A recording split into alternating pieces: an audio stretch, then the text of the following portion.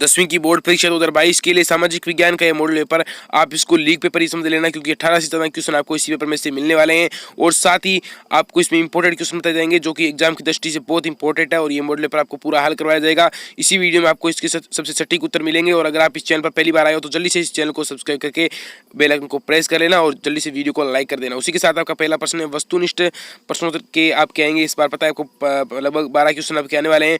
उनमें से पहला प्रश्न है मृदा अपरदन का जो प्राकृतिक कारण है वो कौन सा नहीं है, तो वो खनन है, वो नहीं है। उसी के साथ नवीनीकरण संसाधन नहीं है, तो वो लोहा धातु है, वो नवीनीकरण संसाधन नहीं है। ठीक है, बाकी पवन ऊर्जा वन्य जीव और वन है वो नवीनीकरण संसाधन है। उसी के साथ भूमि निम्नीकरण की समस्या को किसके द्वारा सुलझाया जा सकता है, प्रश्न है। तो भूमि जो निम्नीकरण की समस्या है उसको किसके द्वारा सुलझाया जा सकता है, आपको बताना है। तो मतलब वनारोपण द्वारा, रेतीली टीलों पर कांटेदार झाड़ियां होकर, और नियंत्रित जो पशुचारण है उसके द्वारा, यानी डी इसमें राइट आंसर हो जाएगा, उपयुक्त तीनों, उपयुक्त सभी यानी। ठीक है, चौथा क्वेश्चन है कपास मृदा रेगुर मृदा के नाम से जानी जाती है, उसको अलग नाम, उसका नाम क्या है, उसे काली मिट्टी या काली मृदा कहते हैं। तो वेरी इंपॉर्टेंट क्वेश्चन है, 100% आपके एग्जाम में आपको 18 अप्रैल को देखने को मिलने वाला है, सामाजिक के एग्जाम में आपको देखने को मिलेगा। पांचवा क्वेश्चन है मृदा अपरदन को रोका जा सकता है किसके द्वारा, आपको बताना है।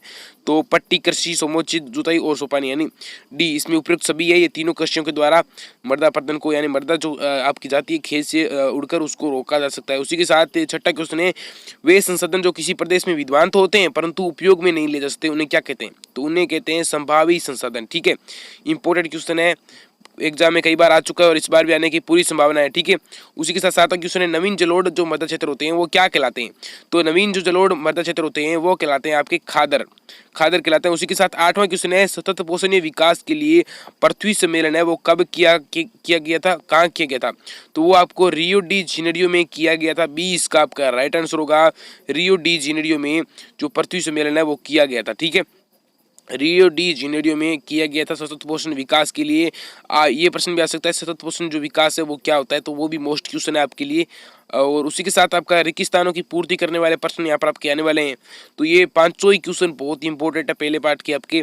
तो पहला प्रश्न है आपके कि पुरानी जलोढ़ जो मृदा है उसको क्या कहते हैं, खादर या फिर बागर, तो उसको खादर कहते हैं।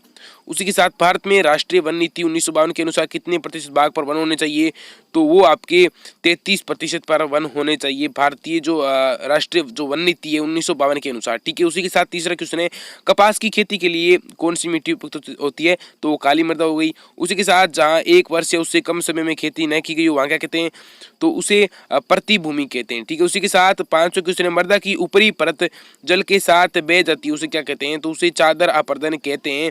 तो इस प्रकार से आपकी इन क्वेश्चनों को आपको हल करना है। यहाँ पर एक क्वेश्चन अति लघुत्मक वाले कुछ क्वेश्चन हल करते हैं। यहाँ पर कि संसाधन क्या है, तो पर्यावरण की प्रत्येक वस्तु जो प्रकृति प्रदत्त है वह मानव निर्मित हो, मनुष्य जीवन में उपयोगी होती हो, वो क्या कहलाती है, संसाधन कहलाती है। सिंपली आपको इसकी डेफिनेशन लिख देनी है। उसी के साथ दूसरा क्वेश्चन है जो समयता के आधार पर संसाधनों के प्रकार दो होते हैं, नवीनीकरण और अनवीनीकरण। नवीनीकरण जो होते हैं जो दोबारा बन सकते हैं, सौर ऊर्जा, पवन ऊर्जा जो कभी खत्म ना हो, और अनवीनीकरण यानी जीवाश्म ईंधन, पेट्रोल वगैरह, धातुएं ये वगैरह होती है। सतत पोषण विकास क्या है, मतलब जो बिना भावी पीढ़ियों को नुकसान पहुंचाए जो विकास मानव करते हैं उसे सतत पोषण विकास कहते हैं। इसी के साथ आपके वस्तुनिष्ठ प्रश्नोत्तर है शेखावटी मिशन 100 आपके एक्सीलेंट सभी का निचोड़ आपको यहाँ बताया जा रहा है, बहुत ही मोस्ट क्वेश्चन है, सभी का निचोड़ है, पूरे के पूरे प्रश्न बहुत ही मोस्ट क्वेश्चन है। तो आपके 100% आपके एग्जाम में आएंगे, तो इन क्वेश्चनों को आपको अच्छी तरीके से कवर करना है। उसी के साथ यहाँ पर आपके दूसरे प्रश्न के बारे में बात करते हैं, भारतीय वन्य जीव सुरक्षा अधिनियम तो आपको पता है कब लागू हुआ था, 1972 में। उसी के साथ बाघ संरक्षण परियोजना है वो कब शुरू की गई थी, 1973 में आपके शुरू की गई थी। चौथा है सरिस्का बाघ रिजर्व है वो कहाँ पर है, ठीक है, तो वो आपके राजस्थान में स्थित है, सरिस्का बाघ रिजर्व है वो राजस्थान में स्थित है। उसी के साथ आपके पांचवा नंबर क्वेश्चन है कि चिपको आंदोलन है उसकी शुरुआत कौन से राज्य से हुई थी, तो चिपको आंदोलन की शुरुआत उत्तराखंड से हुई थी, मोस्ट क्वेश्चन है आपकी आएगा। उसी के साथ छठा क्वेश्चन है संयुक्त वन प्रबंधन कार्यक्रम की शुरुआत किस वर्ष हुई थी, आपको बताना है। संयुक्त जो वन प्रबंधन है उसकी शुरुआत 1988 में हुई थी। उसी के साथ सातवां क्वेश्चन है स्थायी वनों के अंतर्गत सर्वाधिक क्षेत्र है वो किस राज्य का है, तो मतलब स्थायी जो वन है उसके अंतर्गत आपके मध्य प्रदेश का है, सबसे ज़्यादा सर्वाधिक क्षेत्र है वो वनों के अंतर्गत वो मध्य प्रदेश का होने वाला है। इसमें आपका ए राइट आंसर हो जाएगा। ये इंपॉर्टेंट क्वेश्चन है, कई बार बहुत से एग्जाम में आपके आ चुका है, और 10वीं बोर्ड एग्जाम 18 अप्रैल में आपको पेपर को देखने को मिलेगा। और ये 8वां क्वेश्चन है, वे जातियां जो लुप्त होने के कगार पर होती है वो क्या कहलाती है? तो वो संकटग्रस्त जातियां कहलाती है। और इनका संकलन कौन सी पुस्तक में किया जाता है, ये प्रश्न आ सकता है। तो इस प्रश्न का राइट आंसर होगा रेड डाटा बुक, ठीक है। उसी के साथ 9वां क्वेश्चन है, भारत के कितने प्रतिशत भाग पर संगन वन है? आपको बताना है कितने प्रतिशत भाग पर संगन वन है। इंपॉर्टेंट क्वेश्चन है, आपके एग्जाम में आएगा। इसका राइट आंसर आपकी होने वाला सी, यानी 12.4% भाग पर आपकी संगन वन है। उसी के साथ 10वां क्वेश्चन है, भैरो दो जो डाक सेंचुरी है वो राजस्थान के कौन से जिले में है? तो राजस्थान के अलवर जिले में स्थित है। भैरो दो जो डाक सेंचुरी है वो राजस्थान के अलवर जिले में स्थित है। उसी के साथ आपके आगे के प्रश्नों के बारे में बात करते हैं। इंपॉर्टेंट प्रश्न है आपके, तो इस चैनल को जरूर सब्सक्राइब कर लेना। इसी के साथ पहला यहाँ पर क्वेश्चन है कि झूम कृषि यानी स्थानांतरित कृषि होती है वो भारत के किन राज्यों में की जाती है? तो झूम कृषि है वो भारत के उत्तरी पूर्वी राज्यों यानी जो असम वगैरह होते हैं उनमें की जाती है, अरुणाचल प्रदेश में। तो इस कृषि को झूम कृषि किसे कहते हैं? तो आपसे पूछा जाए तो आप बता सकते हैं जहाँ पर एक वर्षीय खेती की जाती हो। खरीफ की फसल कौन सी नहीं है? चना है वो रबी की फसल है, खरीफ की नहीं है। उसी के साथ बाजरा उत्पादन सबसे ज्यादा कौन से राज्य में होता है? राजस्थान में होता है, 1 नंबर राजस्थान है। तो आपको ये मोस्ट क्वेश्चन है, एग्जाम में आ सकता है। उसी के साथ चाय उत्पादन में भारत का कौन सा स्थान है? भारत का दूसरा स्थान है। पहला पूछा जाए तो पहला है ब्राजील का, चाय उत्पादन में ब्राजील का पहला स्थान है और कॉफी में ब्राजील का पहला स्थान है, ठीक है। और ये भी प्रश्न आ सकता है, ब्राजील में कॉफी के बागानों को क्या कहते हैं? तो वो उनको फेजेंडा कहते हैं, याद रखना है, फेजेंडा कहते हैं। उसी के साथ 5वां क्वेश्चन है, रेशेदार फसल नहीं है इनमें से। तो आपकी चाय है वो रेशेदार फसल नहीं है, बाकी कपास, सन और जूट रेशेदार फसल है। उसी के साथ 6वां क्वेश्चन है, दक्षिणी पूर्वी राजस्थान में स्थानांतरित कृषि यानी दैन कर्तन प्रणाली को क्या कहते हैं? वालरा कहते हैं, वालरा कहते हैं उसको। उसी के साथ दक्षिणी पूर्वी राजस्थान में स्थानांतरित कृषि को वालरा कहते हैं। और निम्न में से रोपण कृषि का उदाहरण नहीं है। तो कॉफी है वो रोपण कृषि का उदाहरण नहीं है, बाकी रबड़, गेहूं और केला है वो रोपण कृषि के ही उदाहरण है। उसी के साथ 8वां क्वेश्चन, भारत के पूर्वी तटीय राज्यों में उगाई जाने वाली मुख्य फसल कौन सी है? आपको पता नहीं है। तो वो जो आपकी फसल है वो है चावल, ठीक है। पूर्वी जो तटीय राज्य है उनमें चावल उगाया जाता है। तो इसका राइट आंसर ए हो जाएगा। उसी के साथ 9वां क्वेश्चन है आपके, श्वेत क्रांति का संबंध किससे है? तो श्वेत क्रांति का नाम से स्पष्ट है, दूध का जो उत्पादन है उससे संबंधित है, ठीक है। हरित क्रांति गेहूं यानी गेहूं से संबंधित है, कृषि से। उसी के साथ भारत में गेहूं का उत्पादन सबसे ज्यादा किस राज्य में होता है? तो आपको बताना है उत्तर प्रदेश में सबसे ज्यादा गेहूं का उत्पादन होता है। उसी के साथ 11वां क्वेश्चन है, गेहूं की फसल के लिए वार्षिक वर्षा की आवश्यकता होती है कितनी? 50 से 75 सेंटीमीटर होती है। इंपॉर्टेंट प्रश्न है, एग्जाम में 100% आएगा आपके। 18 अप्रैल के एग्जाम में आपको देखने को मिलने वाला है। उसी के साथ यहाँ पर राष्ट्रवाद की सर्वप्रथम जो अभिव्यक्ति है वो किस क्रांति के तहत हुई थी? आपको बताना है।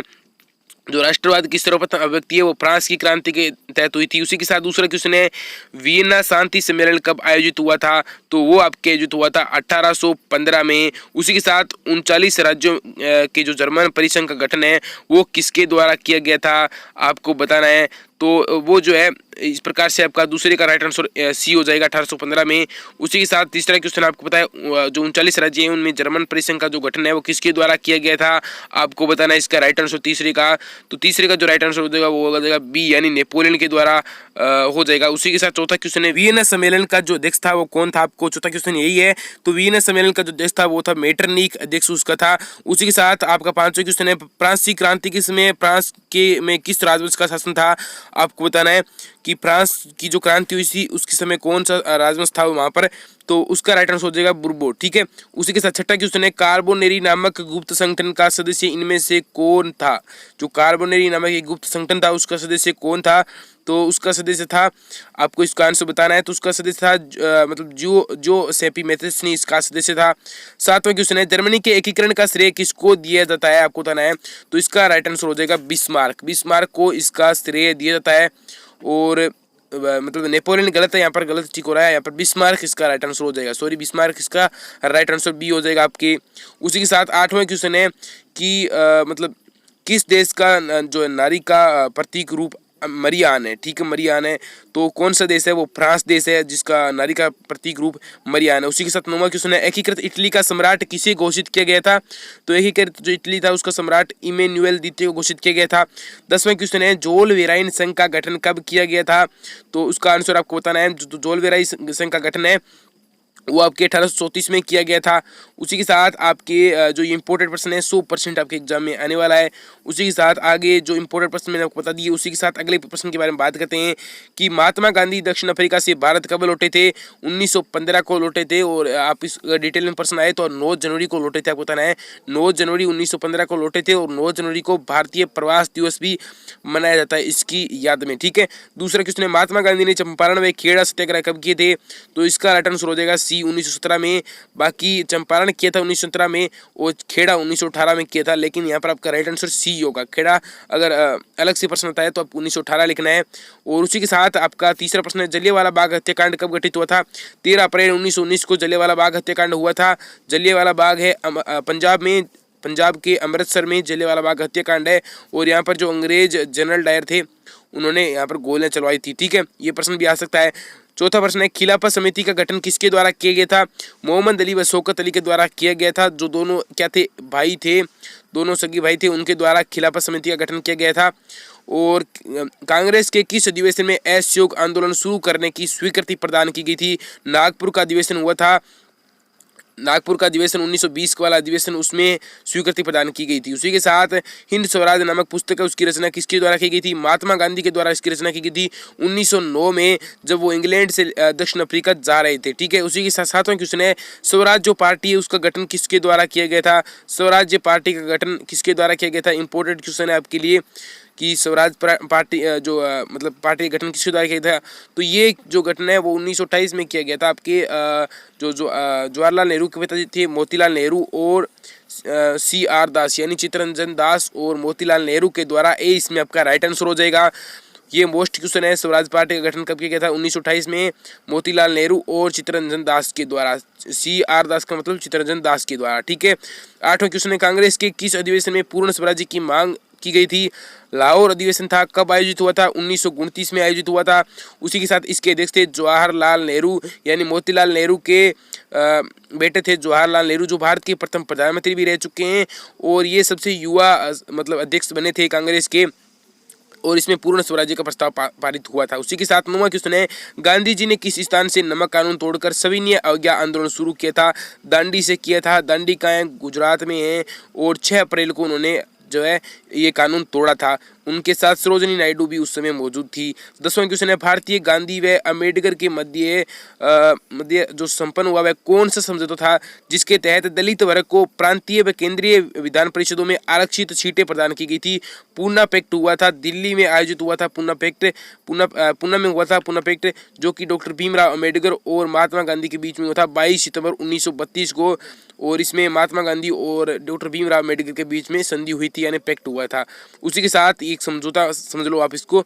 उसी के साथ आपकी अगले क्वेश्चन है यहाँ पर इंपॉर्टेंट क्वेश्चन कि किस महाद्वीप में पशुओं में रेड पेस्ट नामक बीमारी पाई जाती है। अफ्रीका महाद्वीप इसका राइट आंसर होगा। अफ्रीका महाद्वीप के पशुओं में रेड पेस्ट नामक बीमारी पाई जाती है। उसी के साथ दूसरा क्वेश्चन है 1885 में यूरोपीय देशों ने किस महाद्वीप को लकीरें खींचकर आपस में बांट दिया था। तो 1885 में, तो इसका आपका राइट आंसर होने वाला है अफ्रीका। उसी के साथ अब वह कौन सा मार्ग था जो एशिया को यूरोप तथा अफ्रीका से जोड़ने का कार्य करता था। वो था आपके रेशम मार्ग, जो कि एशिया को यूरोप से और अफ्रीका से जोड़ता था, इन तीनों महाद्वीपों को जोड़ता था, वो था रेशम मार्ग, ठीक है। और चौथा क्वेश्चन है विश्व पटल पर महामंदी का प्रारंभ किस वर्ष में आपको हुआ था। इसका राइट आंसर आपको बताना है। तो इसका राइट आंसर होगा आपके 1929 में इसका हुआ था, ठीक है। 1929 में विश्व महामंदी का प्रारंभ है वो हुआ था। उसी के साथ 5वां क्वेश्चन है गेहूं और कपास की खेती हेतु भारत में किस राज्य में केनाल कॉलोनी है वो नहर बसाई गई थी। तो वो आपके पंजाब में थी। गेहूं की और कपास की खेती के लिए जो केनाल कॉलोनी नहर थी वो पंजाब में बसाई गई थी। डी इसका आपका राइट आंसर होगा। इंपॉर्टेंट क्वेश्चन है, आपको 18 अप्रैल के एग्जाम में देखने को मिल सकता है।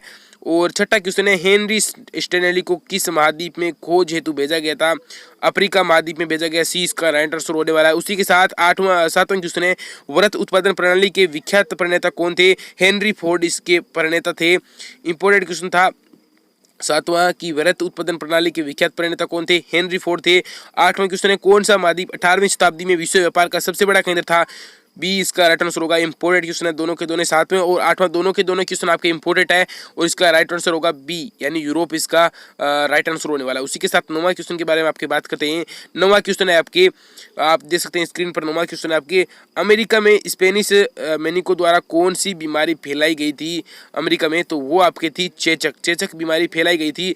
स्पेनिश जो सैनिक आए थे उन्होंने चेचक बीमारी फैला दी थी ताकि वहाँ के सैनिक कमजोर पड़ जाएं। उसी के साथ 10वां क्वेश्चन है आपके, 1840 के दशक में आयरलैंड में कौन सी फसल खराब हो जाने के कारण लाखों लोग जो मर गए थे?